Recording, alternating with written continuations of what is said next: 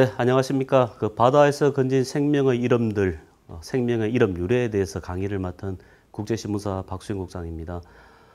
저는 지금까지 한 2,300회 정도 바다 여행을 다녀왔습니다. 제가 가장 관심을 가지고 있는 테마는 바다 동물들은 그 이름을 어떻게 지어질까? 그 이름의 유래는 어떻게 될까? 여기에 대해서 많은 관심을 가지고 자료를 수집하고 또 사진을 촬영하고 거기에 대한 스토리를 만들어 왔습니다. 지구상에 20만 종 이상의 바다 동물이 있는데요. 이 동물들을 크게 한 네 가지 카테고리, 생긴 모양과 또 생태적인 특징, 육지 생물의 이름, 민담이나 전설, 여기서 유래를 찾으면 모든 바다 동물들이 이 카테고리 안에 다 포함된다고 생각을 합니다. 먼저 생긴 모양을 보면은 나비를 닮은 나비고기나 박쥐를 닮은 박쥐고기, 긴 뱀을 닮은 장어, 바다뱀, 또 말을 닮은 해마 등을 들 수가 있습니다. 생태적인 특징을 한번 볼까요? 이제 갯벌에 가면 속이라는 절지동물이 있죠. 구멍을 파고 속 들어갔다가 또 속 올라온다고 속이라고 이름 지어졌습니다. 바지락을 보더라도 갯벌에 참 흔한 조개가 바지락인데요. 사람들이 갯벌을 밟을 때 바지락 소리가 난다고 이제 바지락이라고 이름이 지어졌는 거지요.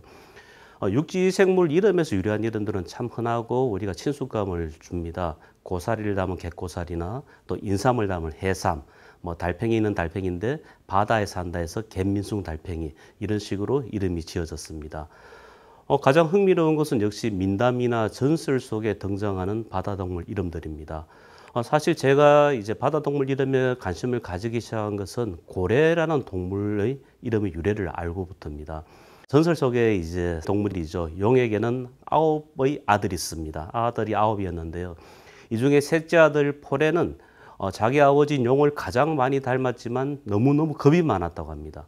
그래서 수평선 너머에 덩치가 큰 동물이 나타나면 포레는 너무너무 무서워서 크게 울부짖었습니다. 사람들은 이 동물 이름을 이 포레를 두들겨 울린다 해서 두들길 고자에다 포레레자를 써서 고래라고 이름 지었습니다. 그럼 포레는 어디에서 볼 수 있을까요? 우리 생활 주변에 포레는 흔하게 만날 수 있는데요.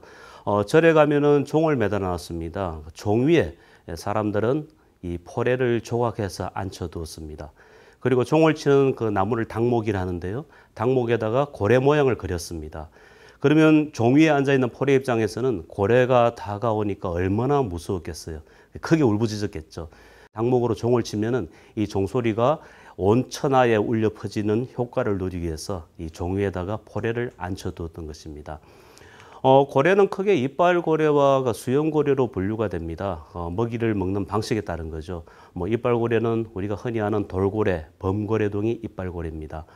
이빨고래는 무리 지어 다니면서 이빨로 사냥을 합니다. 수염고래는 지구상의 가장 큰 동물인 흰 긴 수염고래처럼 이 바닷물을 들이켠 바닷물 속에 포함되어 있는 작은 생물이나 플랑크톤을 걸러서 먹는 게 수염고래의 먹이 습성입니다. 이빨고래 중에 가장 큰 고래지요. 향유고래입니다. 길이가 15m 정도 되는 덩치가 큰 고래입니다. 이 향유고래 머리에는 아주 신비로운 향이 나는 기름이 있다 해서 향유고래라고 이름이 지어졌죠. 고래는 물론 어류가 아닙니다. 포유동물이니. 지구상에서 가장 큰 동물이 고래라면은 그럼 지구상에서 가장 큰 물고기는 누구일까요? 바로 고래상어입니다. 고래상어는 연골 어류라서 상어로 분류가 되지만 먹이를 먹는 습성이 고래와 같이 바닷물을 들이켜 바닷물에 빨려 들어온 작은 바다동물, 바다물고기나 플랑크톤을 걸러 먹는다 해서 고래상어라고 이름 지어졌습니다. 큰 고래상어는 길이가 15m 정도 되는 아주 큰 어류입니다. 자, 그럼 지금부터 이제 몇 가지 바다동물 이름의 유래, 그리고 그에 대해서 한번 이야기를 한번 해보도록 하겠습니다. 우리가 좋아하는 갈치죠. 여러분들도 갈치 좋아하시죠? 갈치는 제주도에서 나는 은갈치와 또 목포나 남해지방에서 많이 잡히는 먹갈치로 이제 분류가 되는데요. 은갈치는 주로 낚시로 잡습니다. 그래서 몸에 은빛이 구안인이 그대로 이제 포함되어 있고 남아있고 때깔이 참 예쁩니다. 그래서 은갈치를 이름 짓는다면은 목포나 남해 안에서 많이 잡히는 먹갈치는 그물로 잡아 올립니다. 그래서 비늘이 많이 이제 훼손되죠. 그래서 이제 검은 색깔, 거무틱틱하게 변하게 됩니다. 그래서 먹갈치라고 또 이름을 지었습니다. 갈치 이름의 유래는 그렇습니다. 옛날 고어로 칼이 갈이라고 불렀는데요. 그래서 이 칼 모양을 닮았다 해서 갈치라고 부르죠. 갈치가 표준말인데 칼치라고 해도 크게 또 통용은 되고 있습니다. 뭐 해외에서는 영어로는 그 헤일테일 피쉬나 스크랩테일 피쉬라고 하는데 이 머리카락처럼 가늘고 길다 해서 헤일테일이라고 이름 짓고 또 칼집 모양을 닮았대서 이 스크랩 피쉬라고도 이름을 짓고 있습니다. 뭐 전설 속에 등장하는 민담이나 또 이야기 속에 포함된 동물 중에서 바다 물고기 중에서 아귀가 있습니다. 아귀. 사람들이 나쁜 짓을 많이 짓고 지옥에 가게 되면 여러 지옥으로 간다 생각했는데요. 그중에 아귀 지옥이 있습니다. 아귀 지옥은 입은 크지만 이 목구멍이 아주 작은 귀신을 아귀라고 하는데요. 배가 늘 고프죠. 입은 커서 뭐든지 아구아구 먹지만 목구멍이 작기 때문에 소화를 시키지 못해요. 그래서 이제 아귀 귀신을 닮았는 입이 큰 물고기를 해서 아귀라고 이름 지었죠. 그런데 그 물고기 아귀는 입도 크고 목구멍도 크고 위장도 굉장히 커요. 그래서 사람들은 아귀를 잡아서 배를 가르면 그 안에 소화가 되지 않는 작은 물고기들을 또 부산물로 얻을 수도 있습니다. 아귀는 좀 흉측스럽게 생겼고 못생겼습니다. 하지만 맛은 좋죠. 경상남도 마산 지역에서는 그 아귀를 재료로 했는 뭐 아귀탕이나 아귀찜이나 아주 지역 특산물로 인기를 받고 있죠. 옛날에 어부들은 아귀를 잡으면은 좀 너무 못생기고 이걸 어떻게 요리해야 될지 모르니까 그냥 물에 집어 던져 버렸어요. 물에 던질 때 텀벙 소리가 난다 해서 물텀벙이라고 부르기도 했답니다. 해마입니다. 뭐 잘 아시죠? 그 말을 닮아서 해마라고 이름 지었는데요. 뭐 그리스 신화에는 그 바다의 신 포세이돈의 그 수레를 해마가 끕니다. 하지만 이 현실 속의 해마는 크기가 아주 작아요. 10cm에서 20cm 남짓한 작은 크기인데 신화에 나오는 다이나믹한 힘은 없지만 말을 닮은 모양은 아주 그 특색 있는 그런 동물입니다. 멸종위기종입니다. 이 따뜻한 바닷물을 좋아하고 또 청정해역에서만 살아가는 멸종위기종인데요. 중국 사람들이 해마를 요리해서 많이 먹었어요. 이게 이제 특효약, 특히 정신적인 문제에 병이 있는 사람들에게 특효약으로 전부 알려지면서 해마가 무차별적으로 포획되었습니다. 지금 멸종위기종으로 사이트에서 국가 간 거래가 금지되는 종으로 보호를 받고 있습니다. 저는 해마를 제주도 해역이나 부산 해역에서 흔하지는 않지만 가끔 만나곤 합니다. 그럴 때 굉장히 반가운데요. 근데 해마는 이 헤엄칠 수 있는 능력이 아주 부족해요. 그래서 해마가 발견된 해역에서는 뭐 다음 날 가도 해마를 또 볼 수가 있고 뭐 한 달 있다 가다가 또 볼 수가 있습니다. 그렇지만 이 여러 가지 동물들, 특히 부산 바다나 우리 해역에 많이 사는 동물들이 바다 물고기들이 해마를 포식하는 경우가 많기 때문에 해마는 특별한 구역에서 특별하게 보호해야 되지 않을까 그런 생각을 해봅니다. 제가 경남 통영시 사량도 해역에서 찍은 해마고요. 이날 정말 운이 좋았어요. 한상의 해마를 만났고요. 오른쪽 사진은 부산이죠. 영도에 있는 해양대학교 해안에서 찍은 해마 중에서 크기가 작은 코르투스종 해마입니다. 길이가 한 6cm 정도 되는 아주 작은 종이었죠. 해마는 좀 전에 설명한 대로 헤엄칠 수 있는 능력이 아주 부족하기 때문에 물살이 센 바다에서는 살기가 힘들어요. 약간 물살이 있으면은 자기가 그 산호나 바닷말 이런데 옆 상체에 꼬리를 감고 이렇게 물살 속에서 버티고 있습니다. 피그미 해마입니다. 아프리카 종족이죠. 키가 작은 종족을 피그미족이라는데요. 해마 중에서도 가장 작은 해마라 해서 피그미 해마라는데 앞에서 보여드렸던 해마와는 종이 다릅니다. 피그미 해마는 참 만나기가 힘들어요. 제가 필리핀 해역에서 이제 수중 탐사를 할 때 이 산호 가지에 꼬리를 감고 있는 피그미 해마를 만났는데요. 길이가 한 3cm 정도. 그리고 이 친구들이 자기 몸을 보호하기 위해서 산호 폴립과 비슷하게 몸의 형태를 변화시킵니다.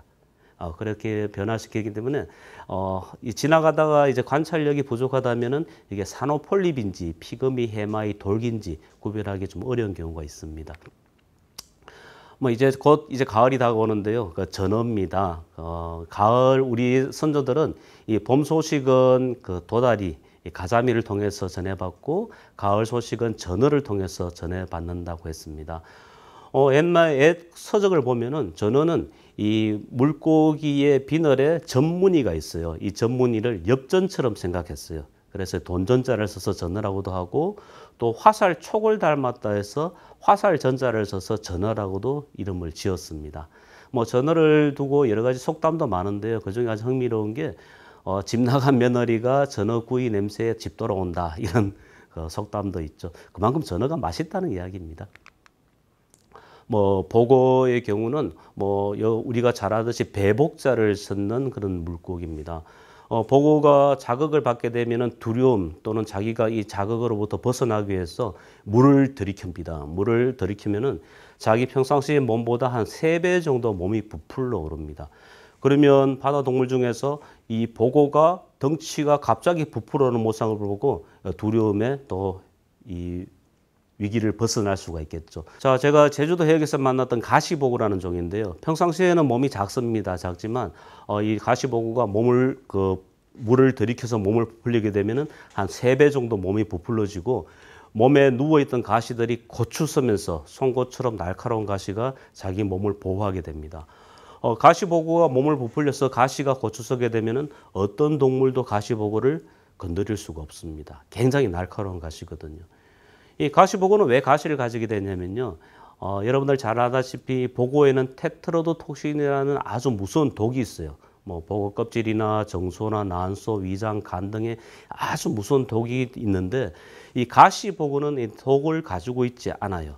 이 독을 가지고 있지 않기 때문에 자기가 위기를 벗어나기 위해서 가시가 생겨났지 않나 그래 생각을 합니다. 여러분들이 좋아하는 장어 종류가 한 4종류 정도 있는데요. 식용할 수 있는 장어들입니다. 먹장어나 꼼장어나 뱀장어, 갯장어가 있는데요. 제가 오늘 이거를 장어들을 구별할 수 있는 방법을 가르쳐 드릴게요. 자, 지금 사진이 4장이 제시가 됐습니다. 여러분들 이 장어 이름을 아시겠어요? 네, 제일 왼쪽에 있는 장어가 뱀장어입니다. 뱀장어. 민물과 바다를 오간다 해서 민물장어라고도 하죠. 뱀장어고요. 오른쪽에 있는 장어가 갯장어입니다. 갯장어는 이 바다를 상징하는 갯이라는 접두사가 붙었던 장어인데 일본말을 쓰면 안 되지만 잘 문다 해서 일본말로 잘 문다는 뜻이 하무라 쓰는데 이 하무라 해서 하모라 부르죠. 하모.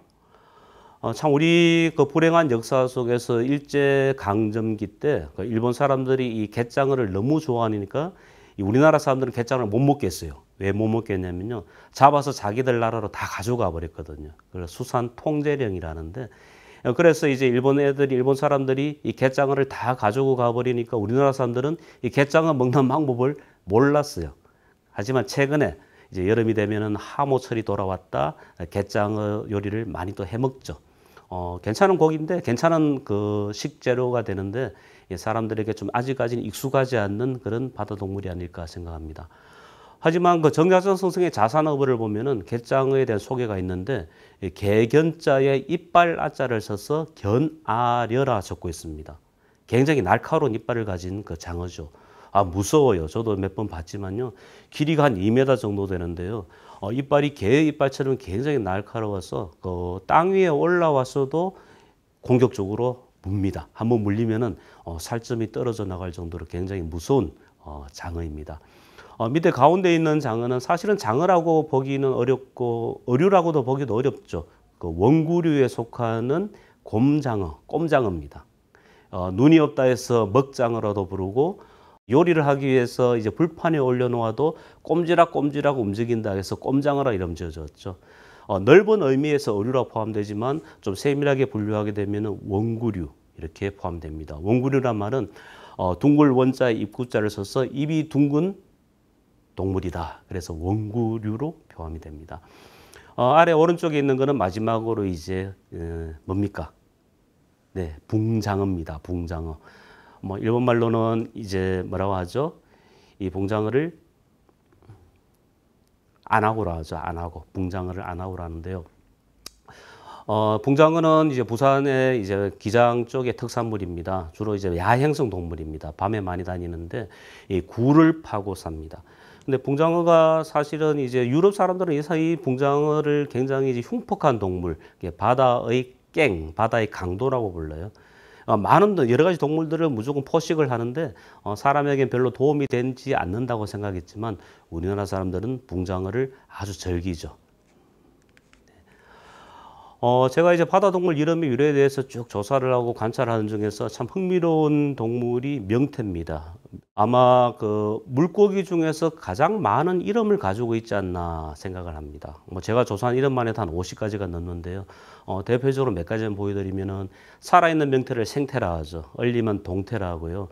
이거를 바짝 말리면 북어라 부르고 또 코를 끼워서 어린 명태를 코를 끼워서 말리면 코다리라 부릅니다. 근데 북어라는 이름의 유래가 참 재밌어요. 사람들은 바짝 말린 바짝 말린 명태를 북어로 하는데 제가 이제 사람들에게 물어봐요. 그럼 왜 북어로 할까요? 그러니까 야, 바짝 말린 딱딱한 이 명태를 가지고 북을 칠 수 있어서 북어라 부르지 않나요? 이런 답을 하는데요. 사실은 북어라는 말은 북쪽에서 내려온 물고기다 해서 북어라 부릅니다. 한 생각해 봅시다. 지금이야 뭐 교통수단이, 물류수단이 참 발달이 되어서 이제 동해에서 잡은 물고기를 뭐 서해나 목포나 제주도까지 배달이 되지만 과거에는 동해바에서 잡은 명태를 이 내륙지방으로 옮기기는 물류 환경이 좋지 않았을 거예요. 그렇기 때문에 유통을 위해서 명태를 바짝 말렸을 겁니다. 바짝 말리면은 유통기한이 오래 가지 않겠습니까? 바짝 말린 물고기를 이 남부지방, 또 내륙지방, 또 전라도지방, 경상도지방으로 이제 옮기게 되니까 사람들이 볼 때는 이거는 북쪽에서 온 물고기다 해서 북어라고 썼던 겁니다. 북어는 또 명태는 또 재밌는 게요. 이게 이제 황태라는 이 건조 방법이 가장 부가가치를 높이는 방법인데요. 찬 겨울철에 이 명태를 말리게 되면 얼었다 녹았다를 20번 이상 반복하게 되면은 명태살이 스펀지처럼 누르스름하게 변하게 됩니다. 이거를 황태라고 불렀어요. 누렇게 변한다 해서. 근데 황태 건조 과정에서 너무 바짝 마르면은 이 깡태가 됩니다. 그리고 너무 날이 건조하고 바람이 많이 불면 하얗게 마른다 해서 백태가 됐어요. 그리고 또 날이 너무 좀 이제 축축하고 겨울철답지 않게 비가 내리고 오면 흑태라고 불렀어요. 또 황태를 말리다가 떨어뜨리면 낙태가 되는 거고요. 이렇게 황태 건조 과정에서 여러 가지 이름들이 파생되었습니다. 잡는 방법에 대해서도 거물로 잡으면 거물태라 했고 또 낚시로 잡으면 낚싯대라 했어요. 근데 과거에 이렇게 많이 잡히던 명태가 지금 전 지구적인 기후 변화 또 수온 변화로 인해서 이제 동해 바다에서 더 이상 잡히지 않고 있어요. 지금 대부분의 명태, 우리가 먹는 명태나 황태나 동태, 생태 등은 원양에서 잡아오는 북태평양 북쪽 끝에서 잡아오는 원양태입니다. 이렇게 잡아와서 우리나라 강원도에서 말려서 이 부가가치를 좀 높이고 있는 그런 형태입니다. 그래서 정부에서는 이제 명태 자원량 회복을 위해서요, 동해에서 명태를 다시 돌아올 수 있는 환경을 만들고 또 명태를 이 동해 바다에 머물게 하기 위한 여러 가지 프로젝트를 개발 중입니다. 몇 년 전만 해도 그랬어요. 해양수산부에서 살아있는 명태를 잡아오면은 50만 원을 준다는 그 현상금까지 걸었던 정도로 아주 귀한 물고기가 되어버렸습니다. 하지만 명태에서 파생된 여러 가지 이제 부가가치 생산품들은 우리 선조들에게 굉장히 친숙했던 물고기였습니다. 그렇기 때문에 명태를 둘러싼 이름도 많고 또 명태를 주제로 한 속담들도 많았어요. 뭐 좀 낭비벽이 심해가지고 재산이 막 줄어드는 거를요, 북어 껍질 오그라든다고 됐고요. 또 아주 인색한 구두쇠, 손님이 왔는데 이제 대접은 소홀히 하고 구두쇠를 표현할 때 명태 만진 손으로 국 끓인다 이렇게까지 표현을 했었습니다. 그만큼 친숙한 물고기였다는 거죠. 자, 이제 불가사리입니다. 뭐 부산 바다를 비롯해서 전국 연안의 불가사리는 아주 흔하게 만날 수가 있죠. 거피동물입니다. 불가사리는 뭐 세계적으로 뭐 60여 종, 80여 종 종에 따라 학자에 따라서 좀 다르게 이야기하지만요, 많은 종이 있습니다. 하지만 우리나라 연안에서 가장 대표적으로 볼 수 있는 것은 요 4가지 종입니다. 왼쪽에 있는 것부터 보면요, 아무르 불가사리, 별 불가사리, 또 붉은 불가사리, 빨강 불가사리죠. 붉은 불가사리, 거미 불가사리, 이렇게 4종류가 대표적으로 만날 수 있는 불가사리입니다. 뭐 아무르 불가사리는 사실은 우리 토산종 불가사리는 아닙니다. 그 아무르란 말은 러시아와 중국의 경계선에 있는 흑룡강이 있습니다. 아주 큰 강인데요. 이 흑룡강의 러시아 발음이 아무르입니다. 그래서 아무르강 연안에 아주 북쪽에 추운 지방에 사는 동물들에게 아무르라는 접사를 많이 붙였습니다. 뭐 아무르 불가사리, 아무르 장지뱀, 아무르 표범, 뭐 아무르 깨구리 이렇게 많이 붙이게 되는 거죠. 그럼 아무르라는 이름이 붙는 동물들을 만나게 되면 아 이거는 우리 토산종이 아니고 추운 지방에서 내려왔는 종이구나 이렇게 생각하시면 되는 겁니다. 근데 아무르 불가사리가요, 아 정말 무서운 불가사리예요. 이게 크기가 큰 거는 한 30cm 정도인데 물에서 보면 굴절율 때문에 한 3분의 1 정도 더 크게 보입니다. 그래서 30cm 정도 되는 불가사리가 더 크게 보이니까 굉장히 흉측하게 느껴지죠. 그리고 얘들이 식성섬도 굉장히 흉측합니다. 사람들은 불가사리를 두고 바다의 해적, 바다의 절대적인 포식자라 부르죠. 안 먹는 게 없어요. 다 잡아먹어요. 그 중에서 대표적인 게 바로 아무르 불가사리입니다. 앞서 말씀드린 대로 아무르 불가사리는 추운 바다를 좋아해요. 불가사리가 해양 생물을 많이 잡아먹고 사람들과의 그 먹이 경쟁에서 바다에서 또 이제 우위를 서고 있으니까 불가사리를 많이 잡아내자는 이런 그 구제 운동을 많이 했습니다. 그런데 불가사리는 잡기가 힘들어요. 일일이 그 해녀나 스쿠버 다이버가 물에 들어가서 잡아 올려야 되거든요. 그런데 이 불가사리 잡는 시점을 사람들은 5월 달이나 여름에 많이 잡아왔어요. 왜냐하면은 수온이 약간 따뜻할 때 바다에서 활동하는 게 좀 쉽기 때문이죠. 하지만 이 5월 달이나 여름철에 바다에 들어가면은 아무르 불가사리를 만날 수가 없습니다. 왜 그럴까요? 네, 아무르 불가사리는 차가운 물을 좋아하는 냉수성 어종이기 때문입니다. 그래서 봄이나 여름철에는 아무르 불가사리들은 깊은 바다나 먼 바다에서 더위를 피하고 있다가 한 11월 겨울이 시작되면은 다시 연안으로 몰려옵니다. 그래서 제가 이제 그때 막 개몽 운동을 했던 게 아무르 불가사리 잡는 시점을 여름이나 봄이 아닌 겨울에 잡아야 된다. 이렇게 개몽 운동을 했었습니다. 지금은 이제 좀 많은 인식이 제고가 되어서 아무르 불가사리 이 구제 활동을 겨울철에 많이 벌이고 있습니다. 두 번째 불가사리는 우리 토산종입니다. 별 불가사리죠. 별의 모양을 닮아서 별 불가사리인데요. 토산종입니다. 그리고 이제 역시 이 별 불가사리도 뭐 조개류나 전복류나 여러 가지 살아있는 그 해산물을 포획을 하지만 애들은 발이 짧아요. 발이 짧기 때문에 이 기어가서 조개를 잡아먹을 수 있는 속도가 조금 부족해요. 또 발이 짧기 때문에 조개를 움켜쥐어서 조개를 포식할 수 있는 능력이 좀 부족해요. 그래서 별불가사리들은 주로 바닷속에 깔아앉아 있는 동물의 사체나 죽은 물고기, 동물들, 또 쓰레기까지 이 포식을 합니다. 그런 이유로 별불가사리는 어떻게 보면은 그 바다 환경을 이 부영양화로부터 약간 개선해주는 그런 청소부 역할도 한다. 이렇게 볼 수도 있습니다. 그런데 옛날에는 이제 5월 달에나 여름에 이제 불가사리를 잡아오라면요. 아무로 불가사리는 잡아오지 않고 눈에 보이는 별불가사리만 가득가득 잡아왔어요.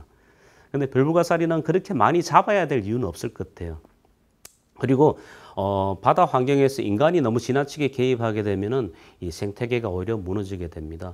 별불가사리를 많이 잡게 되면은 어떻게 될까요? 바다는 이 누군가가 청소를 해야 될 청소부가 없어지기 때문에 바다 환경은 더 오염될 수가 있습니다.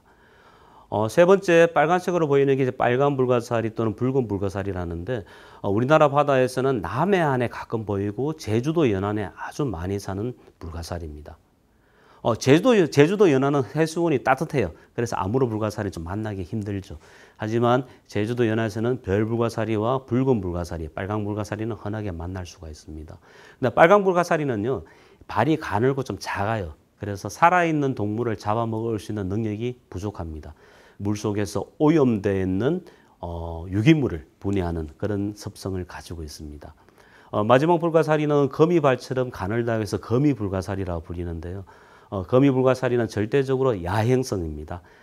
낮에 바닷속에 들어가면 햇살이 있을 때는 거미불가사리를 만날 수가 없습니다.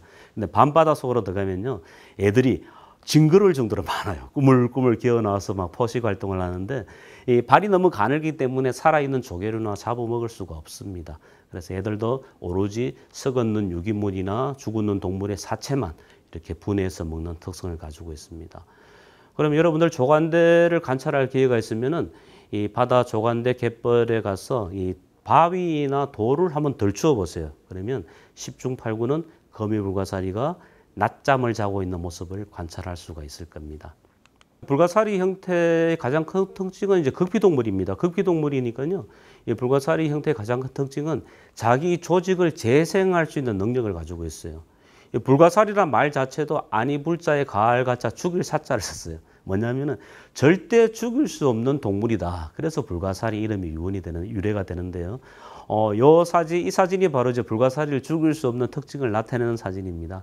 다리가 하나 잘렸어. 다리가 잘리니까 그 잘려진 다리에서 새롭게 다리가 나타나고 성장하고 있는 그런 모습입니다. 불가사리는 자기 조직을 재생할 수 있는 능력을 가지고 있어요. 대단한 거죠. 이 극피동물의 특징입니다. 극피동물이 불가사리 말고도 해삼이나 개꼬사리 등이 있는데요. 성게도 극피동물이죠. 해삼이나 성게가 자기 피부 일부가 훼손되게 되면은, 조직이 훼손되게 되면은 한두 달 지나면 다시 만들어져요. 옛날에 사람들은 불가사리가 이제 바다 환경을 위태롭게 한다 생각해서 불가사리를 잡아가지고 다리를 막 잘라서 바닷속에 던져버렸대요. 아, 잘랐으니까 죽었을 거다. 하지만 한두 달 지나면 잘려진 다리만큼 다시 불가사리가 만들어집니다. 대단한 재생력을 가지고 있는 거죠. 네, 불가사리는 먹이를 섭식하는 방식이 굉장히 단조롭습니다. 하지만 이 단조로움이 진화의 결과라기보다는 이 단조로움이 유지되면서 절대 불편하지 않았기 때문에 오랜 세월을 계속 유지를 하고 있지 않았나 이런 생각을 합니다. 지금 보시는 사진은 별불가사리가 위장을 내어서 먹이를 포식하는 그런 모습인데요. 사람의 경우를 한 예를 들어 볼까요? 사람은 우리가 음식을 먹을 때 손으로 집어서 입에 넣어서 입으로 씹고 목을 통해서 위장으로 넘기지 않습니까? 하지만 불가사리는 모든 과정을 단축합니다. 몸에서 바로 위장을 끄집어내어서 위액을 분비해가 음식물을 소화를 하고 다시 다 소화가 되면 위장을 다시 몸속으로 회수를 하는 그런 방식으로 살아갑니다. 뭐 이게 진화라기보다는 단조로움이 진화를 극복했지 않았냐 그런 생각을 해봤습니다. 자, 지금 이제 우리나라에 대표적으로 보이는 아무르 불가사리, 별 불가사리, 빨강 불가사리, 거미 불가사리 외에 한 번씩 나타나거나 열대 지역에서 볼 수 있는 불가사리들입니다. 왼쪽에는 이제 왕관 불가사리라 불리는데요. 이 불가사리 극피 가시 부분이 굉장히 강한 독을 가지고 있어요. 그래서 이 근처에 가면은 이 독침을 쏘고 물에다가 독 자세포를 막 뿌려 놓습니다. 굉장히 무서운 불가사리죠. 중간에 보이는 불가사리는 발이 굉장히 많아요. 그래서 문어처럼 발이 많다 해서 문어발 불가사리라 불리고요. 가운데 있는 거는 열대 불가사리, 굉장히 덩치가 큰 그런 불가사리입니다. 마지막에 보이는 불가사리는 우리나라 바다에서도 흔하게 만나는 햇님 불가사리입니다. 불가사리 발이 마치 그 햇빛처럼 옆으로 쫙쫙 갈라져 있다 해서 햇님 불가사리라 불리는 종입니다. 자, 이제 불가사리는 이제 극피동물로서 뭐 바다 생물의 이제 해적 동물도 되기도 하고 또 바다의 오염을 막아주는 그런 이제 청소부 역할도 하는데요. 과학자들은 극피동물의 재생력에 많은 관심을 가지고 있습니다. 만약 극피동물의 재생력을 유전적으로 분석을 하게 되고 이게 과학적으로 입증이 되게 된다면은 사람들이 뭐 어떤 다치거나 피부가 훼손되거나 뭐 극단적으로 어디 신체 일부가 절단되더라도 그를 스스로 재생할 수 있는 능력을 가질 수가 있겠죠. 저는 참 오랜 세월 동안 바다와 함께 했고요. 또 바다 동물을 만나면은 야, 너 이름은 뭐니? 너 이름은 어떻게 지어졌니? 옛날 사람들은 왜 이 동물 이름을 이렇게 지었을까? 그걸 늘 탐구하고 또 옛날 서적을 찾아서 연구를 하고 그렇게 해왔습니다. 앞으로 저도 이제 계속 바다를 찾아갈 건데요. 또 더 많은 해양 생물들 만나고 이 이름의 궁금증에 대해서 하나씩 더 많은 공부를 하고 여러분들에게 더 전달할 수 있는 기회를 가지도록 하겠습니다. 네, 감사합니다.